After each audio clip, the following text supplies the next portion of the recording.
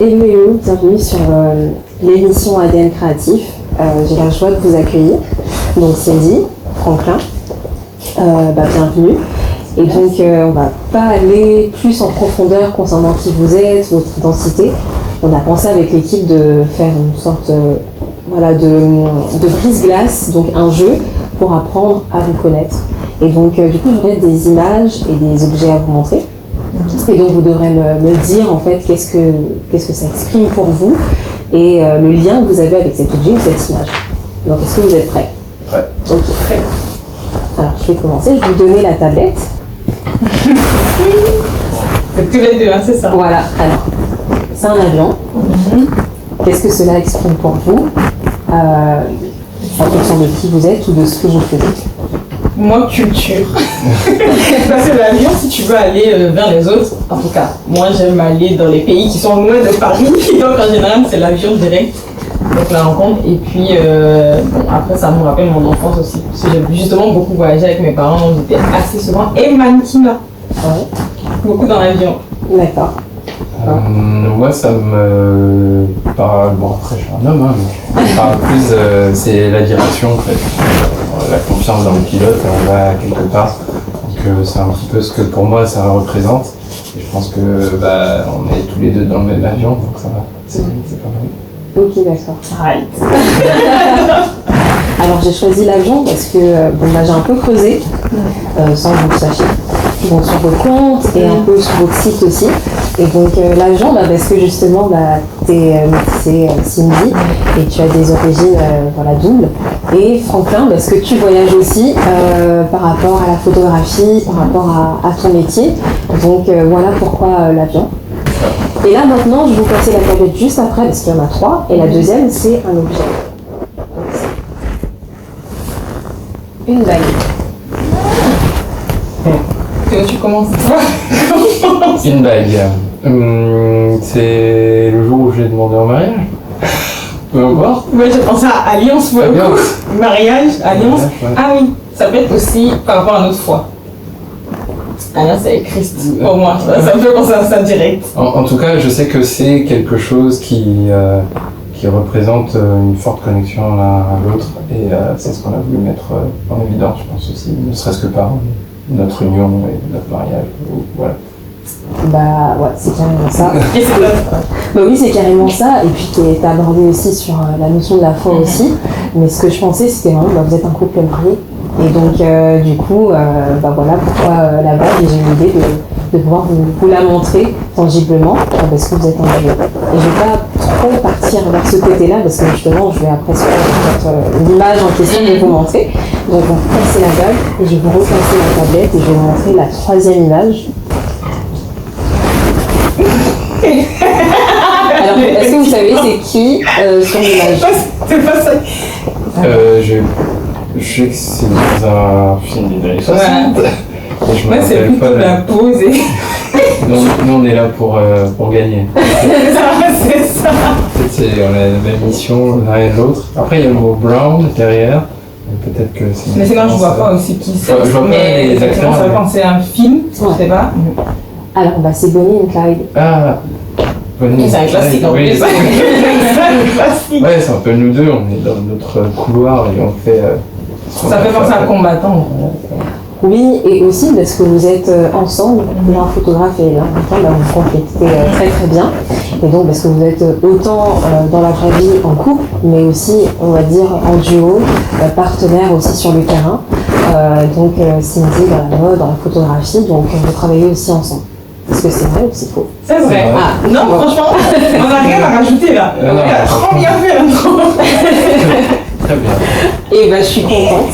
Alors, est-ce que vous aurez quelques compléments d'informations à donner aux personnes qui vont écouter l'interview en question pour qu'on puisse maintenant se remettre un peu Complément, comme Cécilia l'a dit, donc moi je suis mannequin professionnel en agence, donc basée sur Paris, mais aussi à l'étranger, des agences. Et à côté, je suis très active sur les réseaux sociaux. Et j'ai une chaîne YouTube donc, qui s'appelle Image Unique, justement où je partage tout ce qui est autour de mon métier, donc l'image, la beauté et beaucoup la culture, aussi le métissage, donc un peu mes valeurs. Et Franklin. Alors moi, je suis consultant en cybersécurité, mais la première des choses que j'aime faire, c'est ma passion pour la photographie, et surtout la photographie de mariage, plutôt à la destination. Et donc moi, c'est plutôt retranscrire au plus profond l'esprit des gens sur du numérique.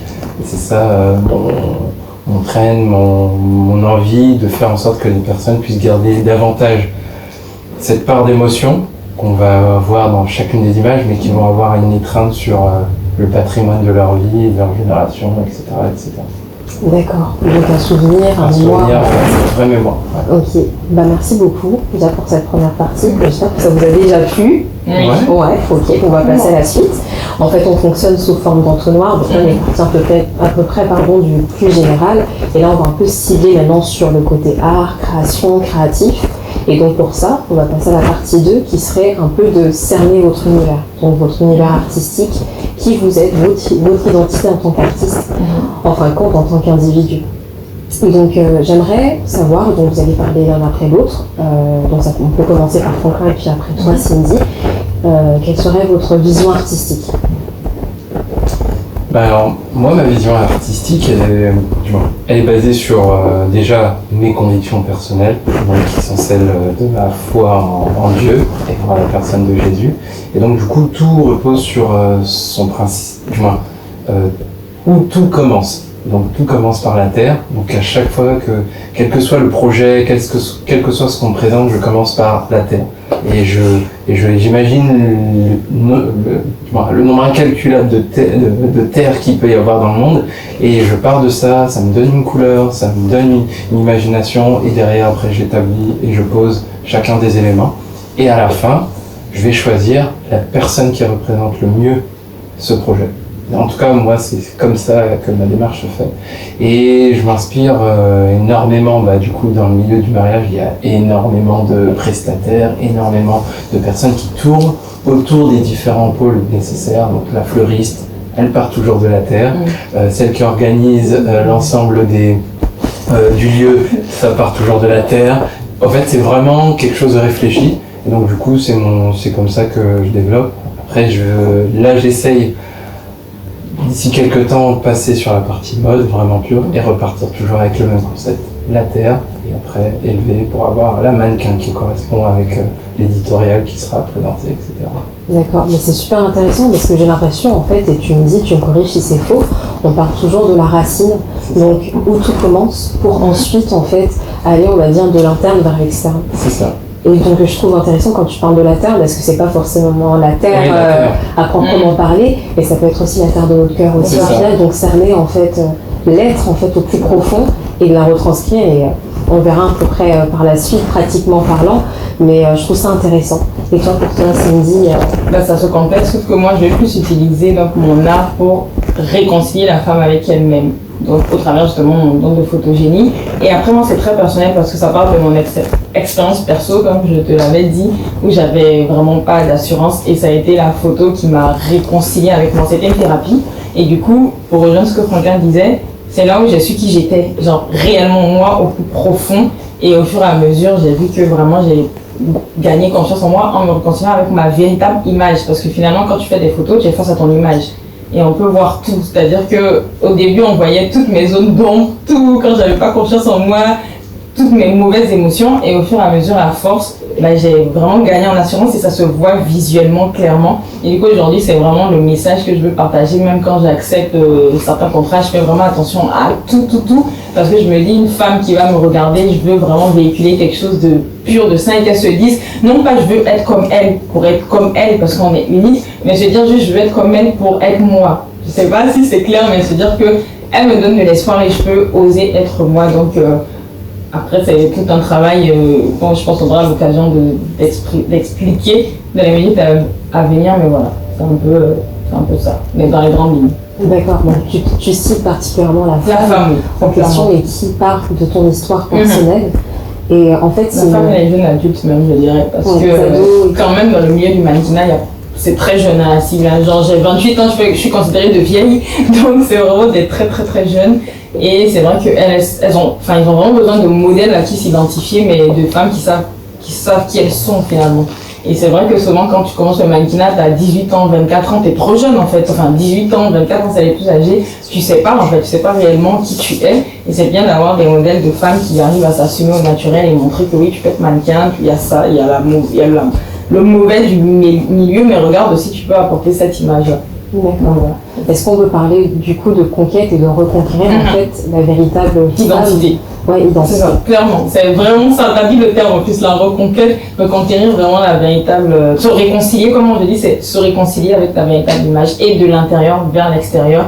Parce que comme quelqu'un le disait, tout part de l'intérieur. Si t'es bien intérieurement, forcément, visuellement, ça va se voir parce que c'est juste ta lumière interne. Surtout, moi j'aime beaucoup le parallèle avec la photo parce que c'est un jeu de lumière si tu captes la lumière, mais du coup, si tu sais qui tu es, c'est vraiment.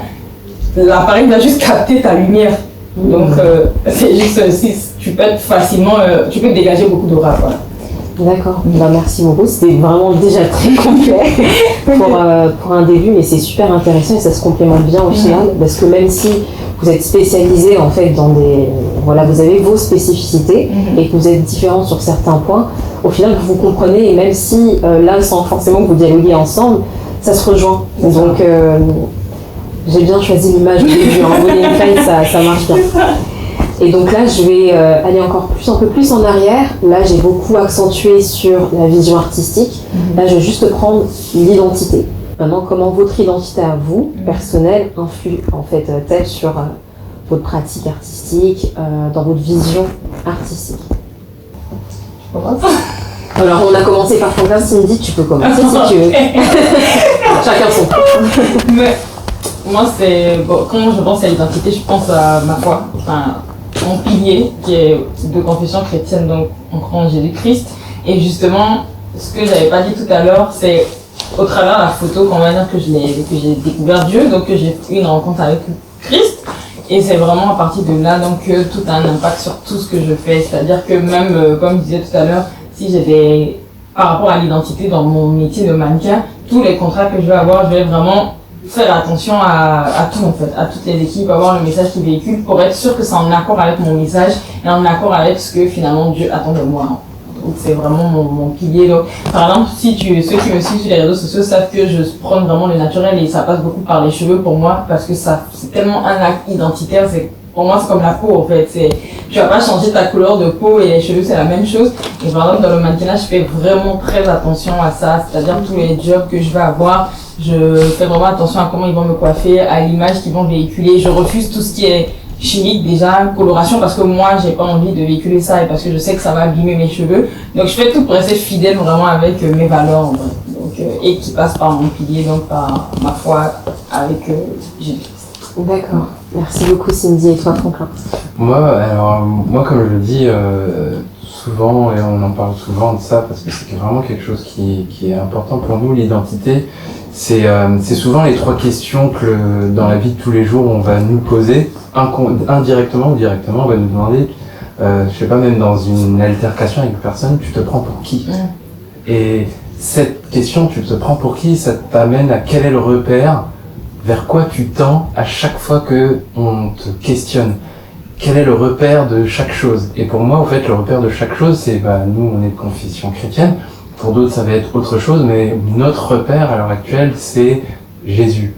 Et c'est avec ça que aujourd'hui, on établit notre créativité, notre identité propre à ce qu'on fait dans la production, que ce soit dans Cindy dans le mannequinat et moi dans la photographie de mariage essentiellement ou autre quand ça va commencer.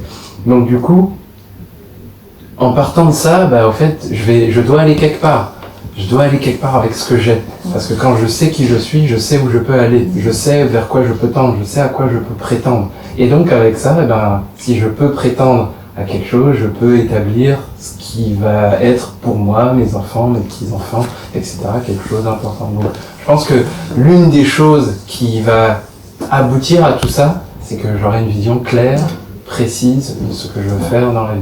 Donc ça nous permet d'avoir une bonne vision. Et du coup, quand on se rencontre, on a une vision commune. C'est ça, parce que avant, quand on soit ensemble, on avait chacun fait ce processus de son côté, on avait chacun notre vision individuelle, c'est juste qu'on a fusionné. Donc c'est vraiment pas né qu'on s'est mis ensemble, quoi. C'était déjà individuel et ça a juste fusionné. Et c'est basé sur une Une bonne parole qui est simple oui. et qui dit comment deux personnes peuvent-elles marcher ensemble si elles ne se sont pas accordées. Si elles ne sont pas accordées, c'est Mais il y a aussi une autre parole. C'est faisons l'homme à notre image et à notre ressemblance. Ça, c'est quelque chose que moi j'avais personnellement reçu bien avant de le connaître seul, et il avait reçu la même chose. Et on l'a reçu chacun par rapport à notre travail professionnel. Et en fait, c'était la même parole. Donc c'est un peu en accord en plus avec tout ton univers aussi. Encore une fois, c'était très profond. Et donc vous êtes parti de la foi. Donc vous l'avez mis en évidence, vous le mettez en centre en fait, la foi. Et pratiquement et concrètement, comment maintenant dans vos travaux artistiques, vous l'utilisez? Comment on pourrait peut-être le percevoir, ou peut-être qu'on ne le perçoit pas, mais que vous avez une manière maintenant d'en parler. Est-ce que même c'est le message que vous véhiculez principalement, donc pour que les personnes qui vont voir en fait cette interview, je dirais la bonne nouvelle. Alors comment maintenant vous exprimez cette voix qui est importante pour vous, une fondation pour vous au travers de vos travaux? Voilà, maintenant. Moi par exemple, si on va dans mon portfolio, on va retrouver énormément de clarté, énormément de luminosité, énormément de lumière. Pourquoi? Parce que pour moi j'estime que une belle image ne peut pas se faire dans le noir, parce qu'en fait l'image c'est lié à la lumière, c'est personnel, mais c'est comme ça que je vais l'exprimer. Pourquoi? Parce qu'aujourd'hui c'est ce que les personnes recherchent. Elles recherchent à rendre lumineuses les choses, ou même si elles les font de façon noir et blanc, elles vont chercher à exprimer. Et dans ma prise de vue, je vais toujours chercher à magnifier la personne. Je vais toujours chercher à l'amener plus loin que est-ce qu'elle n'est. Donc, c'est-à-dire mettre plus en lumière ce qui est beau chez elle. Donc, c'est toujours le rapport à la lumière. C'est toujours le rapport concrètement, une femme, si je commence à travailler avec elle par rapport à une session qu'elle veut faire, et ben je vais lui demander quel est son meilleur profil. Et ben son meilleur profil, et ben je vais le magnifier, mais je vais aller aussi chercher son profil qu'elle pense qui n'est pas magnifiable. Je vais l'exploiter pour mettre en lumière une plus grande cohérence et pour lui dire qu'en fait il n'y a pas que ça, il n'y a rien à cacher, il faut se dévoiler. Ça va être dévoile ce qui est caché. Dévoile lumière.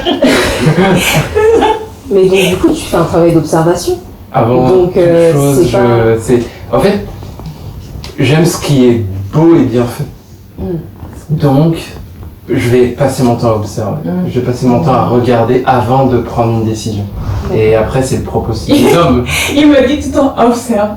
J'ai jamais vu quelqu'un de plus grand observateur que Franck. Effectivement. On va faire prendre quasiment 2 à 3 jours pour prendre une bonne décision par rapport à la composition de l'image. Parce que elle fera tout dès qu'elle sera reçue par ceux qui doivent percevoir mon travail. Et je me rappellerai toujours de alors c'était ma première mariée, elle venait des États-Unis, et en fait elle a vu mon portfolio, elle m'a dit notre photographe nous a planté, ce qui est possible de vous avoir. Et quand je lui ai restitué les photos, elle m'a dit, autant j'ai pris des photos de ma propre personne, mais il y a un truc qui se dégage de ces photos. Au-delà de l'émotion, parce que tout le monde peut créer de l'émotion, mais il y a un truc qui sort et je ne sais pas c'est quoi, et à chaque fois que je les prends, et ben ça me permet de me rappeler que même dans les moments difficiles, ça va mieux. C'est ça que je cherche à toucher, parce que j'ai pris ces profils que je percevais qu'il était important de mettre en évidence dans la galerie, pour qu'elle se souvienne qu'au fait, elle était magnifique. Alors on va passer à toi Cindy, assez rapidement. Du coup, moi, ça va être vraiment... je vais utiliser donc mon art plus pour sublimer, déjà pour être en accord avec mon identité, comme j'expliquais. Donc, je vais être plus sublimer qu'être dans la transformation. Et même, déjà, quand moi je pose, la plupart des retours aussi que les gens me disent, c'est un peu comme Franklin, c'est que ils vont me dire, même si c'est des noms, des personnes qui ne partagent pas forcément ma foi, ah mais il y a beaucoup de mannequins, mais je sais pas pourquoi quand je regarde tes photos, il y a quelque chose de plus grand en fait. t'es très jolie et autres, et il y a certainement des filles encore plus jolies, mais il y a quelque chose qui se dégage où on sent que c'est vraiment pas toi. Et je pense que c'est aussi, bon déjà j'ai la joie naturellement, mais je sais que ma joie est aussi divine et que ça se ressent. Et après moi c'est vrai que je suis mannequin donc je pose aussi, mais à côté j'aime, par exemple avec Raïssa que tu connais, on a monté pas mal de projets, Aïka qui était où là je me suis retrouvée du coup de l'autre côté, donc pas face à la caméra mais derrière c'est moi qui organisais tout. Et on va dire que je vois que je vais utiliser mon art et passer mon message par rapport aux équipes aussi avec qui je vais travailler. Par exemple, je vais pas prendre une coiffeuse qui va être dans la transformation. Je préfère mettre quelqu'un qui va mettre en avant les cheveux naturels et qui sait le coiffer. Pour le maquillage, je vais plus m'orienter vers une personne qui ne transforme pas comme le type de maquillage qu'on peut voir aujourd'hui sur YouTube, mais qui va être dans sublimer. Quand bien même il y a des maquillages beaucoup plus forcés, beaucoup plus travaillés en fonction des événements, mais la base en fait, ça reste la personne. C'est pas, on n'a pas fait un ravalement de façade comme des fois on peut entendre comme expression. C'est juste qu'on a sublimé en fonction du thème. C'est aussi de l'art en fait. Si tu vas à Cannes, tu vas pas te maquiller comme si tu vas juste au resto, tu vois. Donc il y a quand même, on va plus forcer, mais c'est vraiment ton identité qui doit dominer. Et donc je fais vraiment attention à ces équipes-là. Donc pour l'instant je suis en pause, je travaille pas trop cet aspect, mais c'est des choses que forcément j'aborde même dans le stylisme également, les conseillers en image. J'ai déjà fait des lives sur mes réseaux sociaux avec certaines. Je vais vraiment aller essayer de mettre en avant donc des personnes qui sont encore à ce niveau-là. Et moi quand je pose, c'est vraiment comme je dis là, franchement je laisse. Des fois, j'arrive, ça m'est déjà arrivé en anecdote d'arriver sur des shootings où je vois le mood board et clairement je me dis là je peux pas. En fait, je sais que moi-même je peux pas parce que les poses sont souvent difficiles et quand j'arrive, je prie et je laisse faire et à chaque fois quand je vois les photos, je me surprends en fait parce que je me dis c'est pas moi qui ai posé. Donc voilà, c'est un peu ça. Ok, top. Il y a un vrai travail de fond en tout cas et c'est super. Donc on va passer à la partie 3, mais avant, donc du coup on comprend que Franklin tu es photographe et Cindy tu es mannequin. Alors pourquoi ces vocations? Rapidement, et on passe après. Rapidement. Je sais pas, le métier est venu à moi en vrai, mais comme j'avais dit, c'est pour être transparente, c'est comme j'ai partagé là mon expérience où moi je pensais pas être mannequin, je voulais faire du sport de haut niveau. Et j'ai été repérée, donc j'ai commencé un premier shoot pour L'Oréal et de là, photo sur photo, et ça m'a mené là avec toute mon histoire et j'ai compris justement avec mon témoignage qu'il y avait quelque chose à faire. D'accord. Ouais. Et moi j'aimais juste les belles choses. D'accord. Il a vu et c'est Non mais au-delà de ça, c'est juste que j'ai... ma mère est dans l'aspect artistique, donc elle est ancienne, elle est couturière. Et moi j'ai toujours vu de la couleur, toujours du design, toujours de belles choses. Mon père avait des petites caméras, donc du coup c'est quelque chose que j'ai toujours perçu, que ça avait une certaine valeur pour nous. Et en grandissant, on revient toujours à ce qu'on a connu. Donc voilà, c'était enfoui, c'est ressorti et aujourd'hui je l'exploite à fond au maximum. D'accord.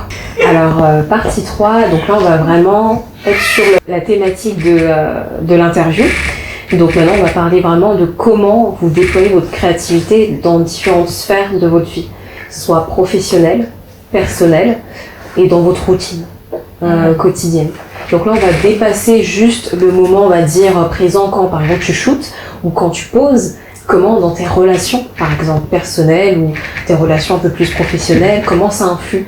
Est-ce que ça va au-delà de vos travaux ou ça c'est juste un secteur et puis on n'en parle plus? C'est lui qui va pouvoir. Parce que peut-être que je le fais mais je me rends pas compte dans l'ordre privé. Moi je pense que au fait moi je vis photo.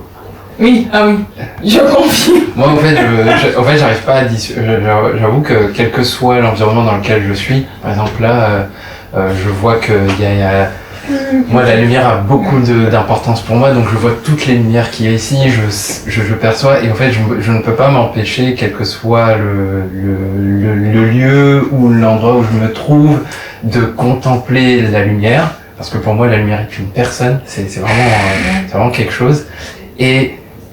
Et même à la maison, même quand je parle avec une personne, j'ai tendance à être un peu distrait par ça. Et même de l'introduire dans une conversation en disant « Ah mais je pourrais te prendre et tu serais une belle personne. » Tiens, par exemple là, dans ton cas, il y a une belle lumière, une backlight, il y a un bon profil, je pourrais prendre une photo parce que je trouve que justement ça crée... Il y a quelque chose, il y a un sentiment, il y a un regard, il y a un contexte. Et pour moi, c'est pas dissociable de ce que je fais dans la vie tous les jours en fait. C'est même au boulot, à côté, comme je disais tout à l'heure, je suis consultant en cybersécurité. Bah même dans ça, j'essaye de l'introduire parce que je leur dis mais ça serait bien de pouvoir mettre en lumière certaines choses avec vos portraits pour parler du sujet, comme ça peut-être impacter les utilisateurs sur ça. Enfin bon, moi je le. Non mais lui c'est tout, même pour meubler une maison. En fait, il pense photo dans tout. tout, clairement, tout. Voilà, c'est ça, peut-être que... On ne dissocie pas la photo de Franklin. Moi c'est moins que toi quand même, moi je pense pas que je pense mannequinat tout le temps. Je sais pas. Moi en tout cas bon, je sais que je dois la prendre tout le temps en photo. Hein, ça. Oui, bah c'est vrai qu'en même temps c'est vrai. C'est vrai que si on parle de ça dans l'ordre privé, bah déjà de base moi j'aime trop les photos, même avant d'être mannequin. Et je pense que c'est ce qui m'a dirigée aussi, c'est que les photos... Tout le monde sait que toutes mes amies savent, Cindy on m'appelait Madame Photo.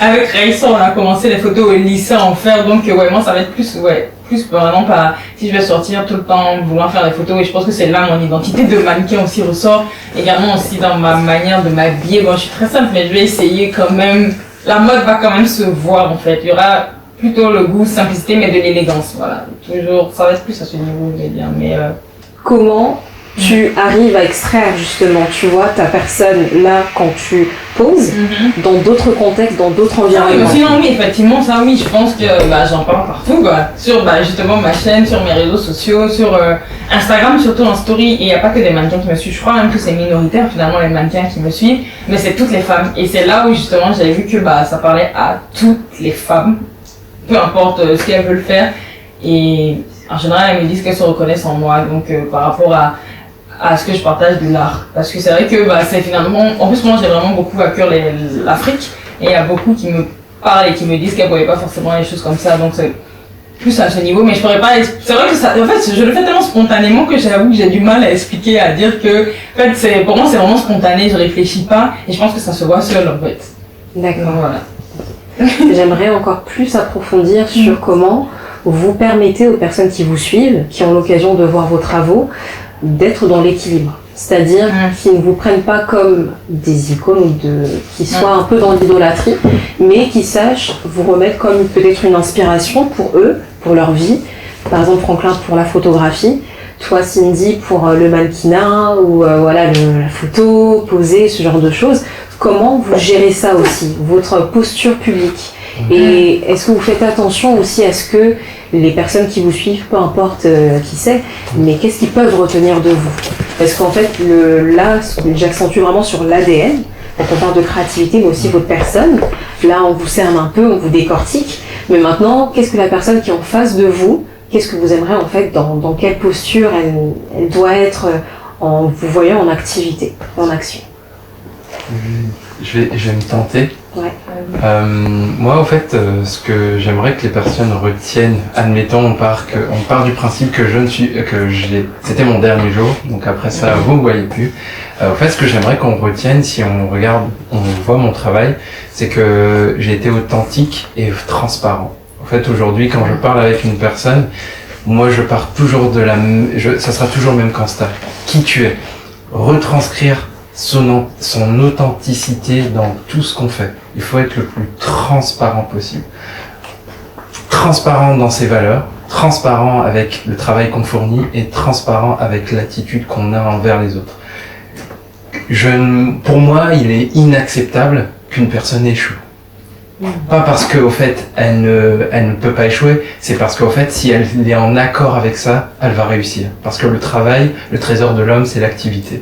Et pour moi, c'est mon cheval de bataille. Je travaille pour aller là où je dois aller. Je travaille là où mon travail se présente et dit ouais, au fait, c'est super beau ce que tu fais. C'est parce que j'ai travaillé. Et c'est la valeur travail associée avec mon identité, ma compréhension, mon identité face à ma perception du moi qui est à garder. D'accord. Ok. Donc le travail. Et que, regardez là où je suis, j'ai bossé, donc voilà. Vous aussi faites de même pour aller là où vous voulez aller. Il faut travailler. Après ça, franchement, lui et moi, c'est la même chose, ça se rejoint par rapport à ce que mon authenticité. Après, tout le monde sait que, du coup, je suis celle qui parle le plus de ma foi, clairement. Et ça, je ne le nie pas que moi, à la fin aussi, je veux que les gens retiennent authenticité et Christ. en fait, qui savent que si je suis ce que je suis aujourd'hui, et j'ai pas de honte justement, je suis authentique à parler de ce que j'étais avant, mais c'est parce qu'il y a eu un renouvellement d'intelligence et par lui j'ai réussi à comprendre les valeurs de travail, tout ça pour arriver là où je suis. D'accord. Ce serait vraiment ça. Ok, donc c'est à peu près la même chose aussi. C'est ça. Ok, super intéressant. Je vais encore utiliser, enfin je veux que vous utilisez encore vos neurones. Je vous dis ça maintenant parce que je veux toucher la sphère personnelle. Avec cette émission, on souhaite vraiment toucher aussi des personnes qui peuvent ne pas se considérer comme créatifs et que la société aussi a pu mettre dans des cases. Et je pense par exemple des mères au foyer, je pense par exemple à des personnes qui ne sont pas forcément musiciens ou artistes peintres, mais qui, pour moi et selon nous chez RCM2, nous croyons que quel qu'en soit le profil au final et quel qu'en soit même le métier ou autre, que ce soit un père ou une mère au foyer, ils utilisent aussi de leur créativité pour gérer leur quotidien avec les enfants, le foyer en tant que tel. Et c'est pour ça que j'ai parlé de la sphère aussi personnelle. Donc comment vous aussi dans le côté personnel, dans votre vie, et bien sûr on va pas toucher aussi des aspects très intimes, mais que vous pouvez délivrer en tout cas aux gens qui vont vous écouter, comment vous l'utilisez. Ça peut être aussi par exemple pour la nourriture. Est-ce que par exemple vous utilisez, vous êtes en fait intentionnel dans l'apport créatif que vous avez en fait. Alors, Ça, c'est lui. moi je suis le maître. Non, mais ce que je veux dire, c'est que ce que je vais dire, toute personne est créative. Il n'y a personne qui ne l'est pas. Toute personne, que ce soit une mère au foyer. En fait, il n'y a pas plus créatif qu'une mère au foyer. Parce que parfois, les restes, il y a des choses qui sont incroyables. C'est ça. Et ce que je veux dire, c'est qu'il faut puiser dans. En fait, tout le monde est créatif. Et au fait, une mère au foyer peut photographier les repas qu'elle fait pour ses enfants et les mettre sur, aujourd'hui maintenant les réseaux sociaux. Avant c'était envoyé dans la presse pour que ça soit gardé. On a découvert le bœuf bourguignon, c'était pas un truc qui, voilà, c'était un mélange où il restait un certain nombre de choses, ça a été associé et du coup on en a fait un plat aujourd'hui qui est quasiment national en Bourgogne, voilà. Mais ce que je veux dire par là, c'est que tout le monde est créatif. Maintenant, il faut oser. Il faut accepter de mettre ça en évidence. Parce que, au fait, ce que je constate, c'est que faire ce pas de mettre en avant, c'est lié à la peur. Les gens sont paralysés par la peur. Et au fait, quand on peut être mère au foyer ou même un jeune étudiant qui n'a pas forcément les moyens, il peut être créatif avec tout ce qu'il a. Il faut juste accepter une chose, c'est oser. Oser d'avoir des réflexions sur son travail. Et toute personne qui fera une réflexion sur le travail d'une personne, c'est qu'elle met ses craintes à ne pas faire l'action de essayer. Il faut essayer, il faut prendre en fait, le meilleur de soi et l'introduire dans le travail. Et de le représenter aux yeux des personnes qu'on aime. Ah bah voilà, j'ai fait ça. Ah bah tiens, regarde, est-ce que je peux prendre en photo comme ça, apprendre certaines choses, aller chercher la connaissance. La connaissance viendra pas toute seule. Il faut aller la chercher. Et quel que soit le domaine, toute personne est créative. Moi, je veux que la personne qui écoute se dise qu'elle a de la créativité. Maintenant, il faut la développer. Et même si on n'a pas les moyens, on peut le faire avec le peu qu'on a. Parce que rien plus rien, ça fait moins que rien. Donc rien, c'est déjà quelque chose. Donc c'est bien. C'est super intéressant ce que tu dis, et Cindy, je te laisserai... Moi, j'allais surtout compléter pour dire, et c'est surtout aussi, je pense, ne pas s'oublier dans la sphère privée. Moi, je sais que par rapport à mon métier, je peux pas être le type d'épouse ou conventionnelle, on va dire, tu vois, par rapport à certaines tâches. Et je pense que ma plus grosse erreur a été de vouloir ressembler à d'autres. Et c'est là où ma créativité, du coup, était tuée, en fait, clairement. Parce qu'en vrai, je voulais ressembler à quelqu'un d'autre. Et c'est la comparaison. Ça, Franklin me l'a souvent dit, la comparaison, ça tue la créativité des gens. Et c'est dès lors que j'ai commencé à débloquer. Et je me dis, en fait, je suis comme ça, j'ai une destinée précise, un emploi du temps unique. Donc je suis obligée de composer avec et d'apprendre à être créative donc de cette manière, et c'est là que finalement tu es libre et que si tu dois faire des plats simples, fais-le simple mais bien en fait. Avec les restes que tu as, apprends à faire le ménage de façon simple mais bien. Donc voilà, c'est ce que je compléterai, le reste je suis totalement d'accord, donc je vais rien dire de plus. D'accord, top. Je vais finaliser là-dessus, dans le sens que ça me fait penser aussi quand je faisais mes études artistiques. J'étais assistante d'artiste, donc en stage d'une artiste colombienne, qui justement, moi aussi, je me limitais beaucoup parce que je me disais, mais j'ai pas tout le matos et vous savez combien on peut débourser de l'argent pour acheter du matos artistique. Et il y a l'artiste en question qui me dit, non mais tu sais Rose, quand j'étais plus petite, j'utilisais du carton pour pouvoir peindre. Donc en gros, quand tu dis ça, Franklin, et quand vous mettez l'accent là-dessus, qu'il faut pas se limiter, et à notre niveau en fait, de faire avec ce que l'on a pour l'instant, et au fur et à mesure de monter, ça me touche particulièrement. Et c'est un message en fait à donner à toutes personnes qui vont écouter vos propos, et particulièrement aussi ce que tu as pu dire Franklin, et aussi ce que tu as appuyé Cindy, c'est à tout niveau en fait, et toute personne, quel qu'en soit le métier confondu. C'est ça. On a fini avec l'aspect théorique, discussion, ce genre de choses. On va passer plus à la pratique. Et j'ai pensé que Franklin, tu puisses... C'était évident. que tu puisses photographier Cindy. Tu nous as parlé des émotions, comment tu en venais justement à capter vraiment l'identité de la personne au final, qui allait, sa beauté. Et on veut le voir maintenant. Donc on va te passer l'appareil photo en question.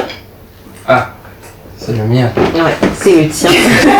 que tu nous as confié et que Victoria va faire le plaisir de te le passer. Ouais.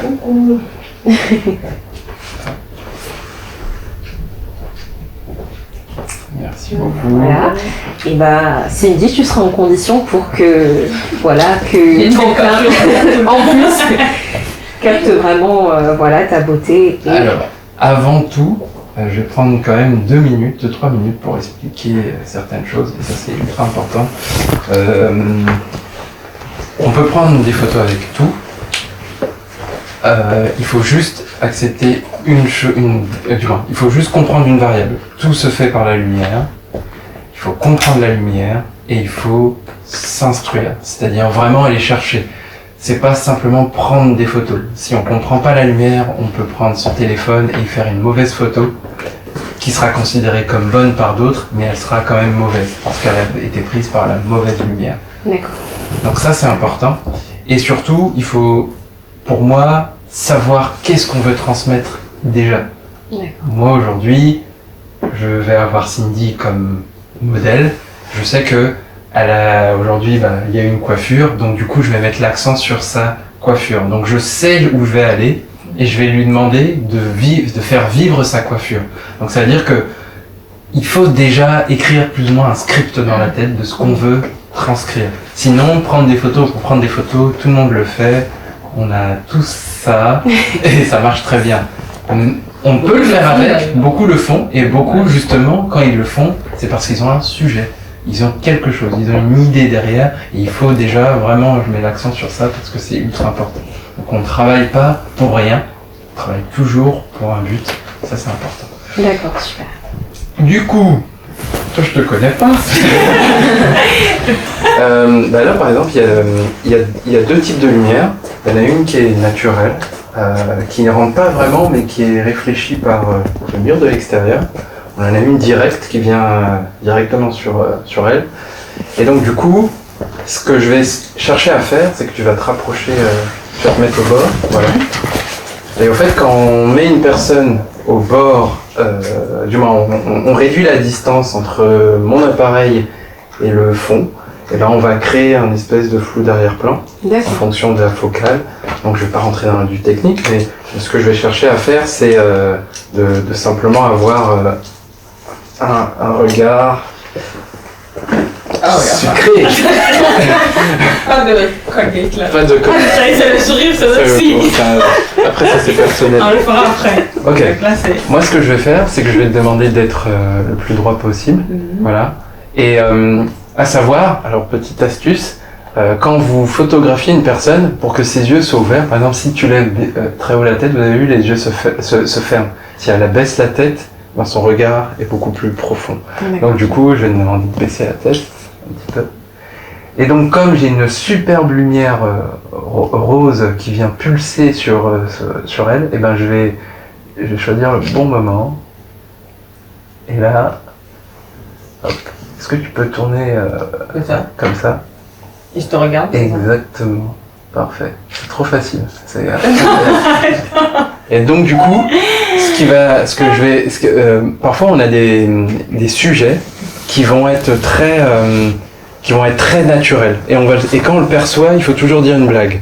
D'accord. Ou toujours chercher à mettre en évidence une forme de mood. Pourquoi? Parce que c'est très important, et ça on peut le faire par la musique, on peut le faire par la discussion. Et en général, moi j'aime bien poser des questions profondes. Donc par exemple, Cindy, est-ce que tu m'aimes? Oui, mais je sais. En fait, ce sourire, il est naturel. À chaque fois. Parce qu'en fait, cette question, en fait, elle amène une émotion, et donc du coup, je vais aller tirer et puiser dedans. Donc du coup, par exemple, je peux lui parler là, et si je lui dis, Cindy, on va manger du chocolat, bien sûr. Mais j'ai pris la photo parce que je sais que pour elle, le chocolat est important. Donc c'est important de créer une discussion avec une personne avant de prendre des photos et d'avoir un script, etc., etc. Okay. Et c'est vrai que les photographes le font. Moi, sur les shoots, ce qui fait qu'on est vraiment plus dedans, c'est quand le photographe prend le temps avant de nous connaître, de briser la glace. Mais quand il ne le fait pas, et les photos sont pas... Et c'est vrai que moi, à chaque fois sur les shoots, quand ils voient, comme ils savent en plus que je suis mariée, Franklin, j'ai droit tout le temps à ça, et du coup, je suis tout le temps en train de regarder sur les photos, ou le reste, donc ça aide vraiment. Vraiment. Super. Ok. Voilà. Merci beaucoup. On a fini du coup l'interview en question. Merci beaucoup pour vos réponses, vos propos. Je pense que ça va aider plus d'un. Et puis vous vous complémentez tellement bien ensemble, donc ça s'accroche tellement bien. Est-ce que vous aurez un dernier mot ou quelque chose à dire pour la fin? Quelqu'un qui va vous écouter, qui comme lui aussi, comme vous au final, qui est dans cette démarche aussi de se connaître, qui... Moi j'ai une seule phrase, be yourself. Mais bon, c'est facile à dire et pas à faire aussi, donc... Moi, ce que j'aimerais apporter de fin sur cette fin, c'est vraiment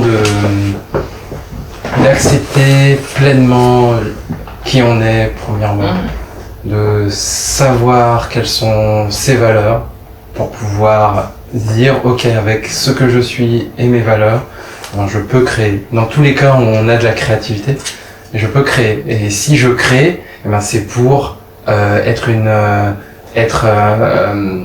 aide pour un espoir pour une personne, une aide pour celle qui est proche de soi, et une histoire pour ceux qui me liront. En tout cas, c'est ça qu'il faut pouvoir au moins laisser. Tout le monde, personne n'aime être